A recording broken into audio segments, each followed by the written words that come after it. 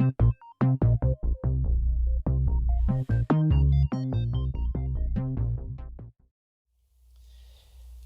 want to talk a little bit about this issue of inerrancy.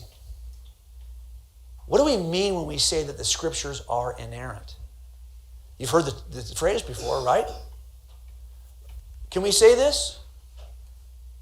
Can we say that?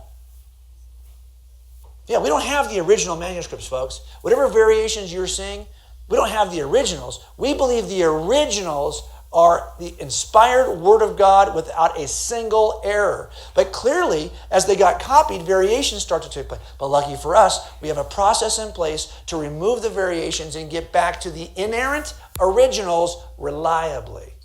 So what we have now is a reliable return to the inerrant original. Does that make sense? I mean, look at this. We know we have this. You can't deny this. To say that the copy is inerrant, you got to kind of flesh that out. What do you mean by inerrant? I can see all these problems. Yes, but we have a simple process in place to get back to the original reliably. So do I believe in inerrancy? Absolutely. Of the originals. And do I believe we have a reliable copy of the inerrant original? Yes. But let me just do a little mind game with you.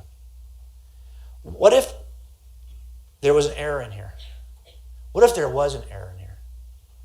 I don't think there is. But what if there was? Would it destroy your confidence in Scripture? Here's a case, 84 maybe? This woman was killed at a Kentucky Fried Chicken. She worked that night because her coworker asked her to change shifts with her. I want to go on a date. Would you please work for me? She said, sure. That night, another coworker, much younger than this picture, killed her. This woman always blamed herself that she put Robin in a place where she shouldn't have been because she should have been working that night instead of Robin. I want to play for you a little bit. This is what the Dateline intro looked like. The mystery was born on the night before Halloween, more than a quarter century ago. A young woman traded shifts with a friend of hers, went to work at a fast food restaurant, never came home again. And for 25 years, her family wondered, who did this thing? Will justice ever be served? Then along came a detective who took a look at the pictures of the crime scene one more time, took a look at the evidence to see, is there anything here that can fit together? The difference between this particular detective and most people in the field was simply this. He had trained as an architect, and some things about the way we train make us see the world in a different way. It also happened to solve the mystery of what happened the night before Halloween. Is that great or what? He's hilarious. He's actually. I actually asked him to write the foreword to God's Crime Scene. He's a really committed atheist, and but we become good friends. We've done so many shows together. But what he's describing here is what we've been talking about in this session. Taking a look visually at what I can separate as an artifact to get out so I can puzzle back what the original actually had in it. That's what we did in this case. But along the way, this woman had to be interviewed, and she was just destroyed by the fact that she had set up her girlfriend. This is the actual scene the next morning. Detectives are gathered around. This is the open door the killer went through to do the murder.